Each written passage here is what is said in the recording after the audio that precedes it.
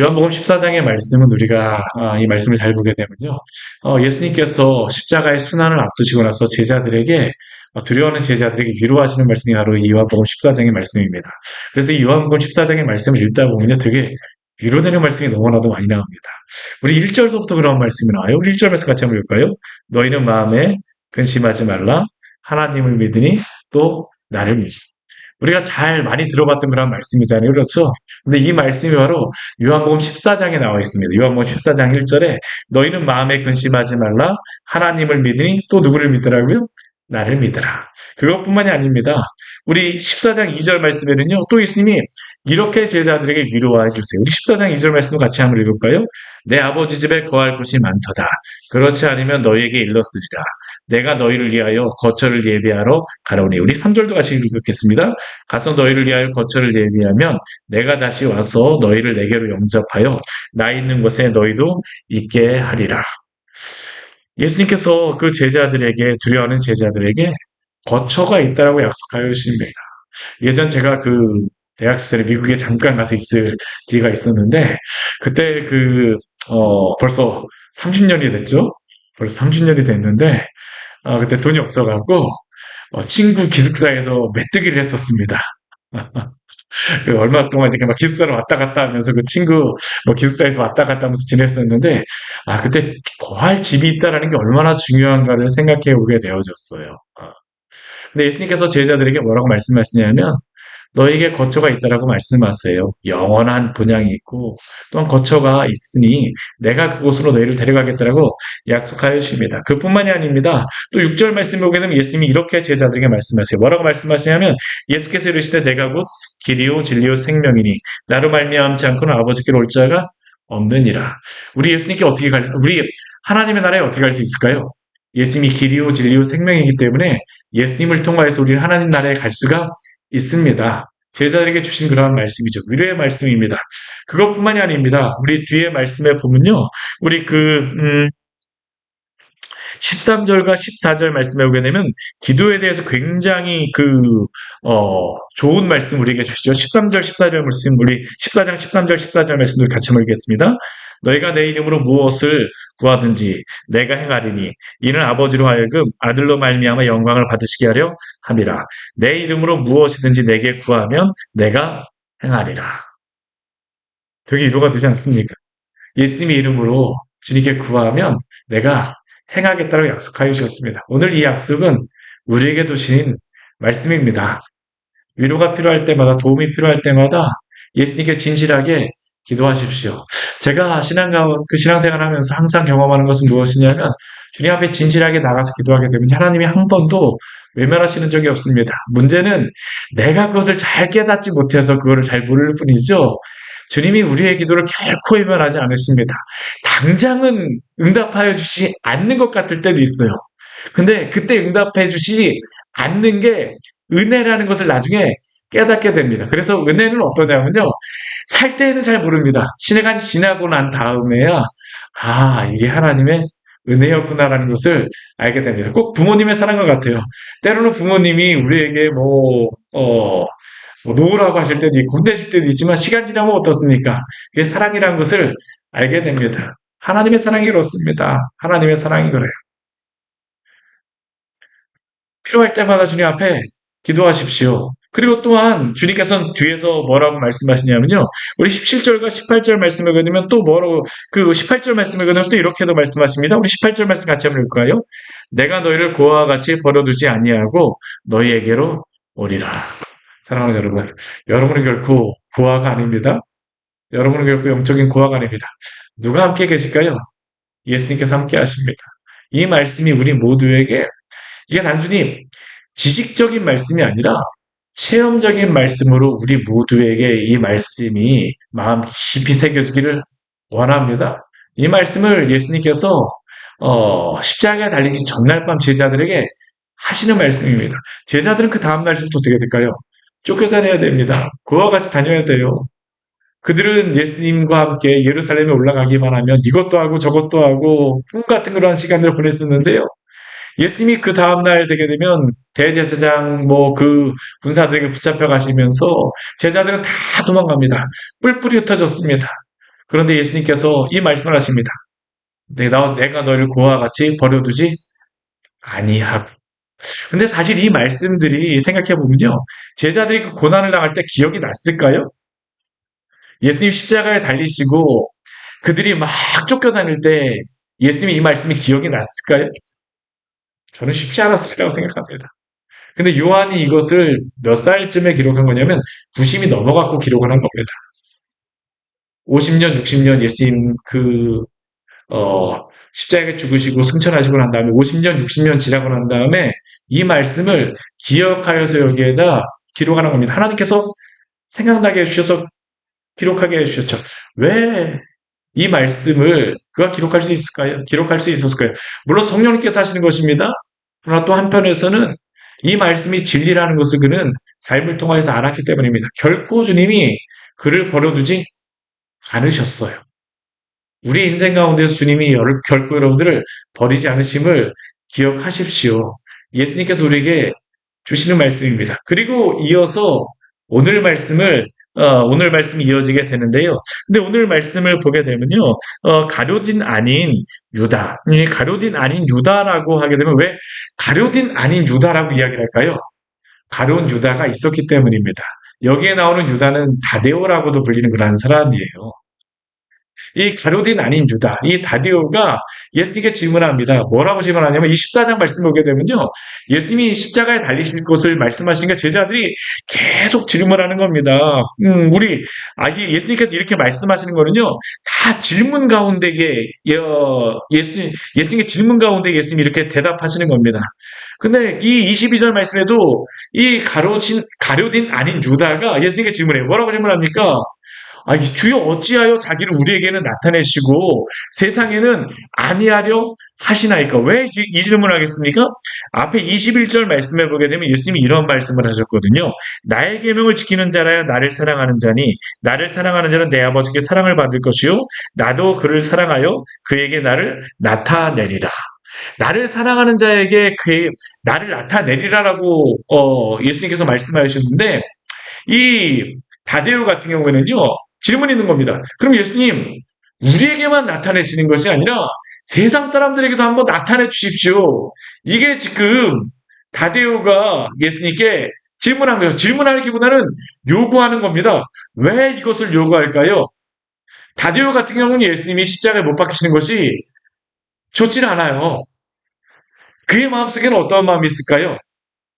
예수님이 예수님의 그러한 능력을 나타내셔서 세상 모든 사람들이 다 알았으면 좋겠습니다. 다 알았으면 좋겠어요. 우리도 그렇습니다.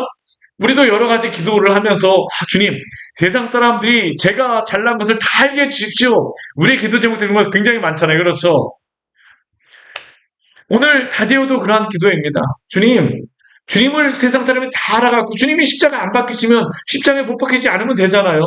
예수님께서 순환을 당하시지 않으면 되잖아요. 그런 가운데서 지금 이 가룟인 아닌 유다는 다데오는 예수님께 요구하죠. 우리에게만 나타내지 마시고 세상에도 나타내 주십시오. 나타내 주십시오. 그런데 복음의 목적은 무엇일까요? 우리가 복음의 목적 가운데 한 가지, 복음의 중요한 것은 무엇이냐면 복음은 세상 가운데 성공을 주기 위해서 우리에게 복음을 주신 것이 아닙니다. 세상의 복음은 무엇입니까? 세상에서 잘 되는 것, 성공한 것이 좋은 소식이죠. 복음은 굿뉴스입니다. 그러나 성경이 말하는 굿뉴스는 무엇입니까? 단순히 세상에서 그 성공하는 것만을 이야기하는 게 아닙니다. 교회가 사회를 변화시키는 것, 물론 필요합니다. 그러나 교회가 사회를 변화시키는 게 목적일까요? 그것은 아닙니다. 교회가 문화를 변화시키는 것, 이게 목적일까요? 교회는 성도는 문화를 변화시켜야 됩니다. 기도한 역할들을 감당해야 됩니다. 근데 복음이 단순히 문화를 변화시킨 것이 목적일까요? 그것은 아닙니다. 진정한 목적은 무엇입니까? 죽어있는 영혼을 살리는 것이죠. 복음으로 말미암아 사회운동을 하거나 정치 참여를 위해서 하나님이 주신 것이 아니라 예수님을 믿고 회개하고 거듭난 성도들을 통하여서 가정이 변화되고 사회가 변화되는 그러한 것들은 부수적인 것이지 사회 자체를 변화시키는 것은 복음의 목적이 아닙니다. 대신 오늘 예수님께서는 이러한 질문을 한 이 유다에게, 가룟인 아닌 유다에게 23절 말씀을 보게 되면 이렇게 말씀하시죠. 우리 23절 말씀 같이 한번 읽을까요? 예수께서 대답하여 이르시되 사람이 나를 사랑하면 내 말을 지키리니 내 아버지께서 그를 사랑하실 것이요 우리가 그에게 가서 거처를 그와 함께 하리라. 아멘. 아까 제가 말씀드렸지만 복음이 사회를 변화시킬 수 없습니까? 변화시킬 수 있습니다. 복음이 문화를 변화시킬 수 없습니까? 변화시킬 수 있습니다. 그런데 어떻게 변화시킬 수 있을까요? 복음에 붙잡혀진 사람들을 통해서 하나님께서는 사회도 변화시키시고 문화도 변화시키십니다. 근데 그 사람들은 어떤 사람들일까요?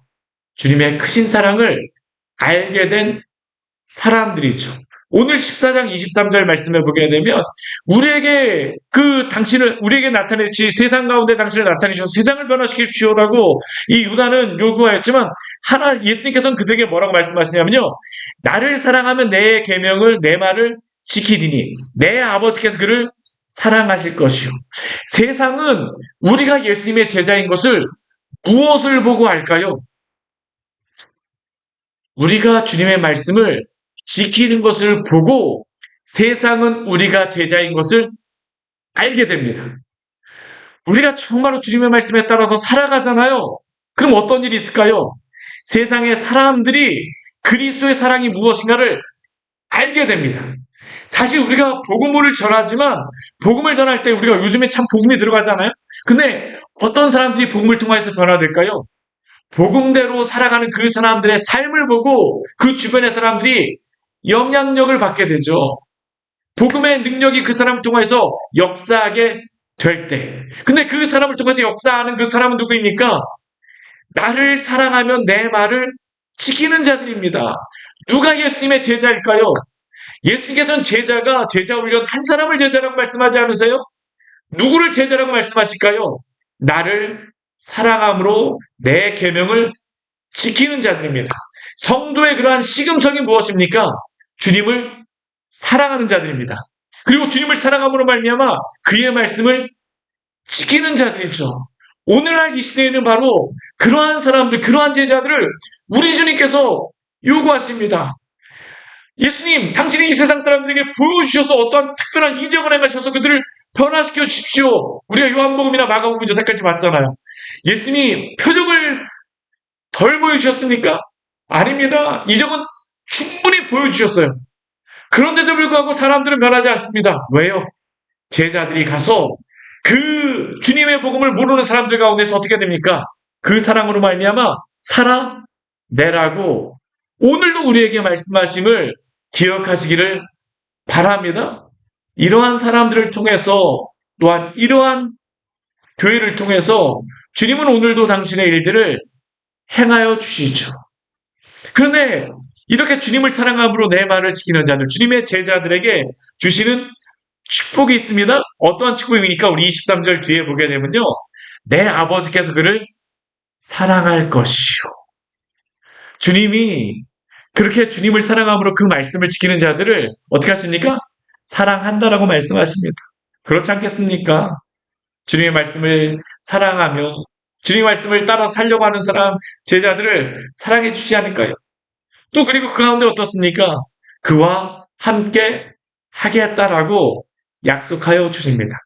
우리가 신약 성경 말씀에 보게 되면 어떠한 말씀이 있냐면 우리 그 마태복음 20장의 말씀을 보게 되면 포도원에 들어간 품꾼에 대한 그러한 비유가 나옵니다. 여러분들 포도원 품꾼 비유 기억나시나요? 그 포도원 품꾼 비유는 뭐 어려운 비유는 아니죠.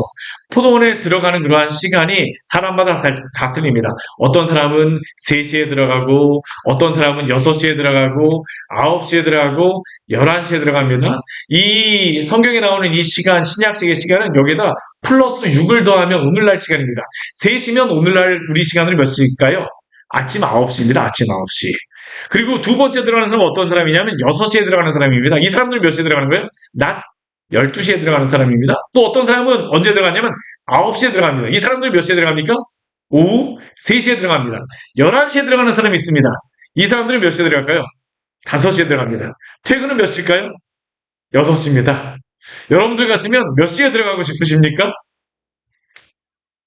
11시에 들어가고 싶으신가요? 예전에 실제로다, 늦게 들어가는 게 좋을 거라고 말씀하시는 그런 분들 제가 들었었거든요. 저도 사실은 그렇게 생각했습니다. 불공평하다고. 일찍 들어가면 쌩고생만 하는 거잖아요. 그래서 포도원 들어가갖고. 사실 이 포도원에 들어간다는 건, 이 포도원은 무엇을 의미하는 거냐면요. 교회를 의미합니다. 교회. 또 우리의 삶을 의미하죠. 성도로 살아가는 그 삶입니다. 하나님 우리를 부르신 그 시간이죠. 어떤 사람은 일찍 부르시는 때가 있습니다. 정말로 9시에 부르신 것과 같이 일찍 주님을 만나서 믿음 가운데 살아가는 성도들. 또 어떤 사람은 어떻습니까? 인생의 한 중반쯤에 예수님을 믿고 살아가는 그런 성도들. 또 어떤 사람 같은 경우는 한 60이나 그 정도 돼갖고 예수님을 믿는 그런 분들도 있습니다. 또 어떤 분들은 어떻습니까? 돌아가시고 얼마 전에 예수님 믿으시는 분들도 있어요. 여러분들 같으면 언제 예수님 믿고 구원받기를 원하십니까? 제가 예전에 어떤 분 만나니까요. 가장 마지막에 세상 좋은 거 다 하다가 마지막에 예수님 믿고 싶다라고 이야기하시는 분 이야기도 들었습니다. 제가 너무나 일찍 믿어갖고 손해본 것 같다라고 하시는 분들도 있으시더라고요. 근데 사실 이 비유에는요. 이 비유를 우리가 잘 보게 되면 먼저 들어간 사람이 뭔가 손해보는 것 같습니다. 왜냐하면 품꾼에게 주는 품삯이 동일하거든요. 한 대 내로는 밖에 주지 않습니다. 일찍 들어가면 손해보는 것 같죠? 근데 결국 이게 손해가 아닙니다. 왜 손해가 아닐까요? 이 포도원이 어디이기 때문입니까? 교회이기 때문입니다. 교회는 주님의 나라죠. 내 피로 사신, 내 피로 산 주님의 교회, 주님의 나라, 백성. 사실 일찍 구원받은 성도는 어떠한 축복이 있을까요? 일찍서부터 젊은 시절부터 주님과 동행하며 살아가는 것입니다. 사실 진정한 축복은 무엇입니까? 우리가 주님과 더욱더 오래 지내는 게 우리의 축복 아닙니까? 오늘 주님께서 우리에게 약속해 주신 약속이 바로 무엇입니다. 오늘 요한복음 14장 23절 말씀이 나를 사랑하며 내 말을 지키리니. 사실 주님을 사랑하여서 내 말을 지키는 것들, 이 세상 가운데 주님의 말씀대로 살아가는 것들이 만만치 않을 수도 있습니다.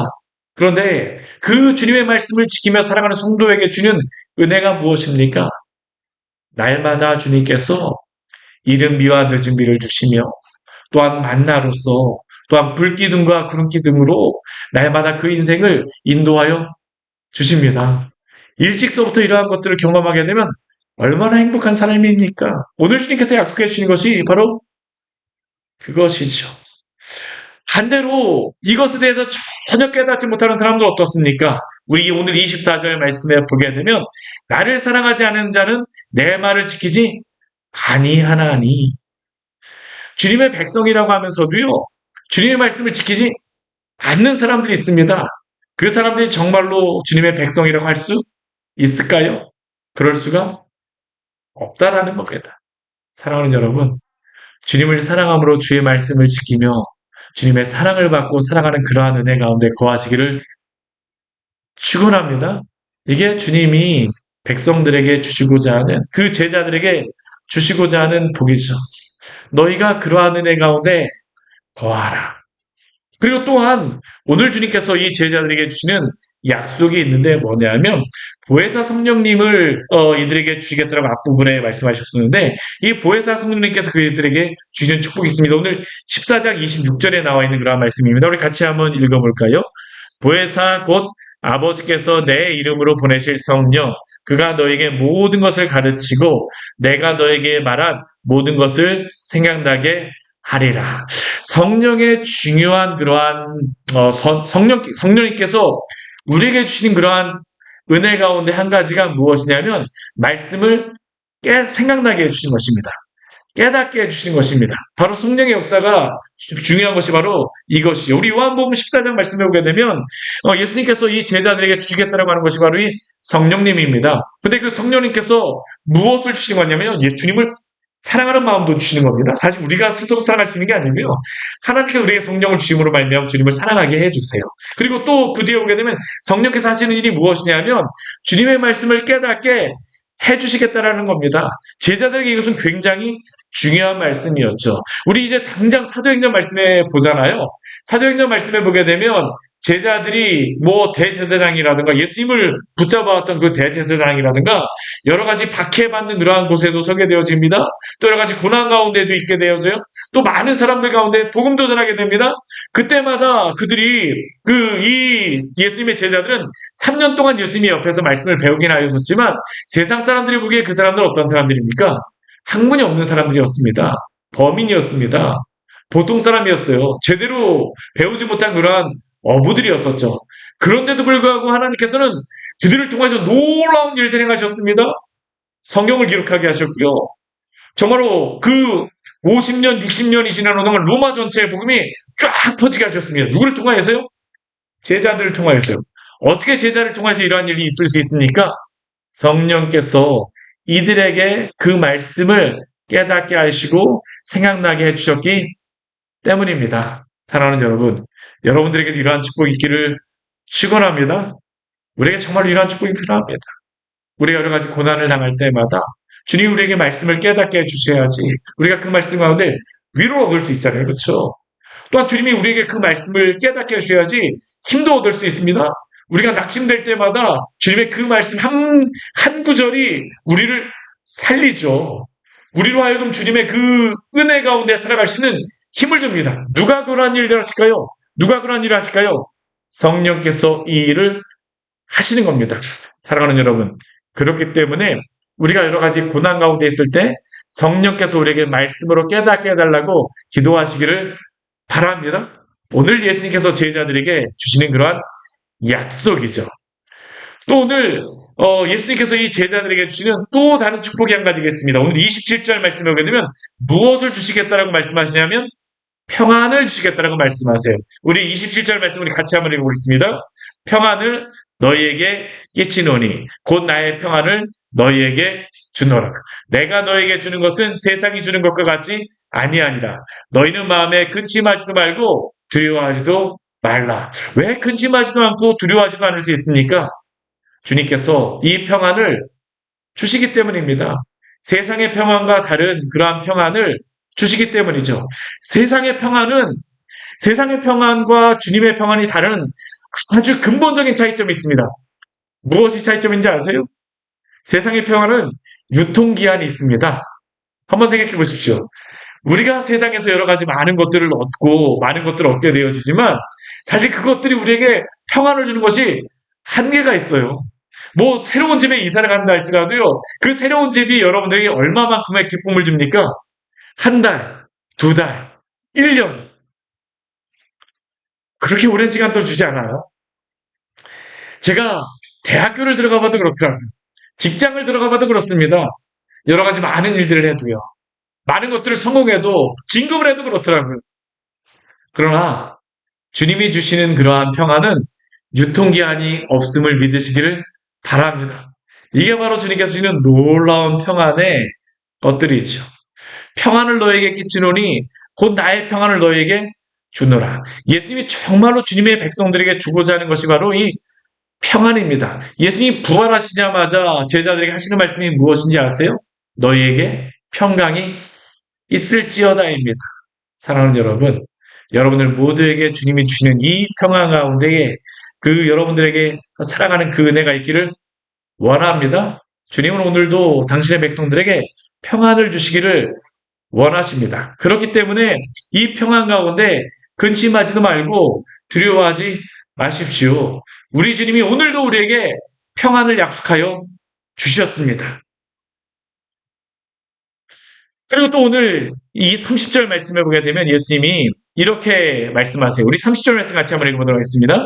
이후에는 내가 너희와 말을 많이 하지 아니하리니 이 세상 임금이 오겠습니다. 그러나 그는 내게 관계할 것이 없으니. 지금 이 30절의 말씀을 읽어보게 되면 참 알쏭달쏭한 말씀입니다. 이 세상의 임금이 오겠습니다. 그러나 그는 내게 관계할 것이 없으니. 여기서 이 세상 임금은 마귀입니다. 창세기 3장 15절의 말씀과 같이 마귀는 예수님의 발꿈치를 상하게 하기 위하여 예수님을 이제 십자가에 못 박을 것입니다. 예수님의 삶은 이 세상의 임금, 마귀가 계속적으로 넘어뜨리고 시험하는 그런 삶이었습니다. 마귀는 예수님의 대속의 사역을 감당하지 못하도록 헤롯을 통하여서 예수님의 생명을 위협하였고, 또한 40일 동안 금식하실 때에 3가지로 시험을 하였으며, 또한 이제 사람들을 조장하여서 예수님을 십자가에 못 박히게 하며 조롱함으로 예수님을 시험할 것입니다. 그러나 오늘 예수님께서 뭐라고 말씀하세요? 그러나 그는 내게 관계할 것이 없으니. 아무리 마귀가 예수님을 넘어뜨리고 무너뜨리려고 한다 할지라도 마귀는 예수님에 대하여 관계할 것이 없습니다. 오히려 30절 말씀과 같이 예수님 하나님께서 명령하신 대로 십자가에 죽기까지 순종하실 것이며, 마귀의 모든 이러한 죄와 악조차도 예수님이 하나님의 말씀에 순종하는 것을 막지 못할 것입니다. 그러한 예수님의 그러한 순종의 삶, 또한 예수님이 이 마귀를 승리하신 그 승리가 또한 우리 성도들에게도 약속되어 있음을 믿으시기를 바랍니다. 예수님이 승리하신 그 승리의 삶을 오늘 우리에게 주시기를 원하십니다. 이 세상 임금이 와서 예수님을 넘어뜨리려고 하지만 그러나 그가 성공하지 못합니다. 또한 이 세상 임금이 주님의 성도들도 넘어뜨리려고 하지만 그러나 그 마귀가 그러한 것들을 성공하지 못합니다. 왜요? 우리 주님께서 이미 승리하셨고 또한 주님의 성도들과 오늘도 함께 하시기 때문입니다. 그렇기 때문에 주님을 의지함으로 오늘도 평안함 가운데 살아가시기를 바랍니다. 주님을 사랑함으로 또한 그 말씀에 순종하며 살아가십시오. 오늘도 주님께서 제자들에게 약속하신 이 약속의 말씀이 우리에게 주신 말씀으로 알아 날마다 승리하며 살아가시기를 축원합니다. 같이 기도하도록 하겠습니다. 우리 오늘 말씀 같이 기억하시면서 우리 기도하기로 합니다. 오늘 예수님께서는 제자들에게 또한 여러 가지 약속의 말씀들